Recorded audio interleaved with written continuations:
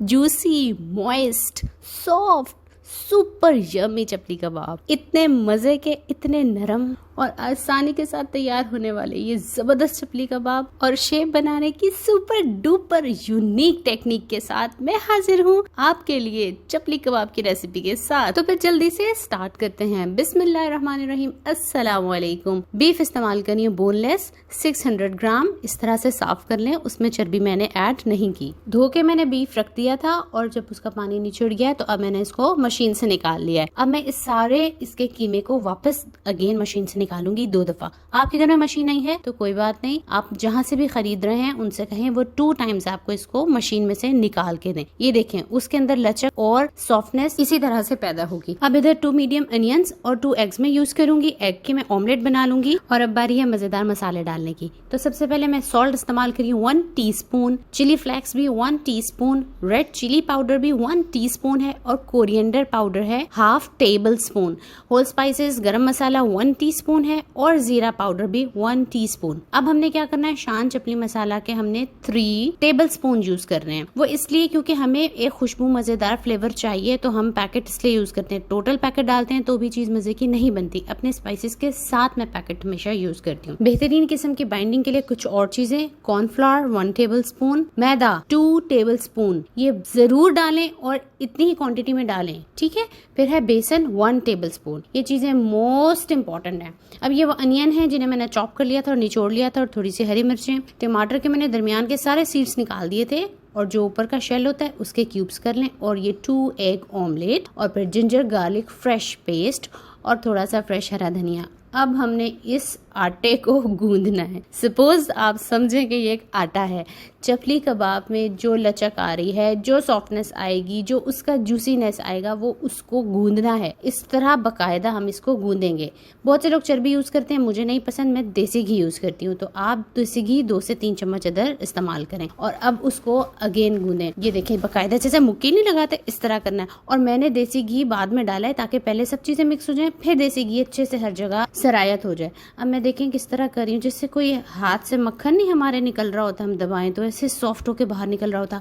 ऐसा टेक्सचर चाहिए हमें चपली कबाब के लिए, बहुत ही नरम और बहुत ही सॉफ्ट, मक्खन की तरह। बस आप समझिए कि ऐसा टेक्सचर हमारा रेडी हो जाए। बस अब मैं इसको रख दूंगी तकरीबन 2 घंटे के लिए, फ्रिज में रख दूंगी, ठीक है। 2 आवर्स के बाद मैंने अब इसी तरह पैन ले लिया और ऑयल डालेंगे अब हिसाब से। बहुत हमने तेज ऑयल में इसको कोई डीप फ्राई नहीं करना है, तो ऐसे ऑयल फैला लें आप। प्लेन सरफेस का आपका पैन होना चाहिए। और अब बारी है एक जबरदस्त टेक्निक की कि हम शेप कैसे बनाए चपली कबाब की। उंगलियों से जब बनाते हैं तो थोड़ा वो गिरने टूटने लगता है, हमें डर लगता है। तो एक बिल्कुल इसी तरह शार्प सी सरफेस ले लें। स्टील के किसी भी बर्तन की मैंने एक प्याली ले ली है, उसको आप दबाएं, ये एक बिल्कुल बराबर तरह से फैलता जाएगा। और साइड्स को आप इसी तरह जोड़ते जाएं, जैसे मैं आपके सामने जोड़ जोड़ के इकट्ठा कर रही हूँ। साइड्स जुड़ती जाएंगी। जहां आपको लग रहा है कि गोश्त थोड़ा सा मोटा हो रहा है, इकट्ठा हो रहा है, उसको फिर प्रेस कर दें। वो फैल के बिल्कुल इतने आसानी से फैल जाएगा कि वो हाथ वाला जो टेक्सचर है ना, वो आपका नहीं बन सकता जो प्याली पे बनेगा। ये देखें कितना प्लेन बना है और इतनी आराम से स्मूथली वो स्लिप होके उतर आया है। तो देखें कितनी मजेदार सी टेक्निक है और कितनी जल्दी से आसानी से हुआ। पहले वाला मैंने थोड़ा छोटा लिया, दूसरे वाला जरा से देखिए उससे ज्यादा गोश्त लिया तो उसका थोड़ा सा बड़ा बना और बिल्कुल इक्वल बना है। और ये आप आराम से फ्राई करें, हल्की बहुत मीडियम आंच रखनी है आपने। और अगर ये टेक्निक आपको मजे की लगी है तो आपने जरूर मेरे चैनल को सब्सक्राइब करना है और प्यारा सा कमेंट भी करना है। फ्रेंड्स एंड फैमिली में शेयर भी जरूर करना है। ओके,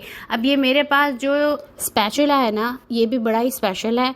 कबाबों के लिए मैं यूजुअली इसी को यूज़ करती हूँ। बहुत ही शार्प से इसके एजेस हैं जो कबाब को पलटने में बहुत हेल्प करते हैं, टूटने नहीं देते हैं कबाब को। तो ये भी समझें, मैंने ऑर्डर पे बनवाया था, ये इस तरह इजीली मार्केट से नहीं मिलता। तो ये बहुत ही अच्छी चीज़ है। तो आप लोग भी इस तरह से, कोई कबाब लवर हैं अगर आप लोग, तो आपका जो स्पैचुला है ना, उस पर बहुत डिपेंड करता है कि आपका कबाब टूट रहा है कि नहीं टूट रहा। वो आपका अगर मोटा सरफेस का होगा या मोटा एजेस का होगा, आपका कबाब टूट जाएगा। तो चलें, लाइट सा मैंने कलर प्यारा प्यारा इसको आने का इंतजार करना है और मैं साथ साथ अपने कबाब भी ऐड करती जा रही हूँ। और जैसे ही मुझे लग रहा है, ये देखिए इतना खूबसूरत सा कलर आ चुका है और ये फुली कुक्ड हो चुके हैं।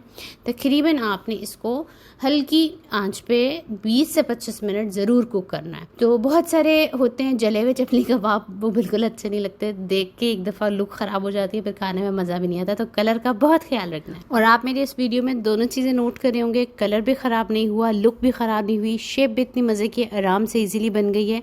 तो आपने इन सब टिप्स को इसी तरह फॉलो करना है। चले जी, अब हम सर्व करते हैं मज़ेदार चपली कबाब, और मैं आपको तोड़ के भी दिखाती हूँ और खा के भी दिखाती हूँ। और अल्हम्दुलिल्लाह सबका ही कलर बहुत प्यारा आया है। तो ज़रा कबाब तलने की भी ना, फ्राई करने की भी कुछ टेक्निक्स होती हैं, तो उनको ज़रूर फॉलो करना चाहिए। ये देखें जी, ये मैंने अब तोड़ा है आपके सामने, और ये मैं आपके सामने प्रेस कर रही हूँ। बिल्कुल भी कहीं से भी कुछ कच्चा नहीं है।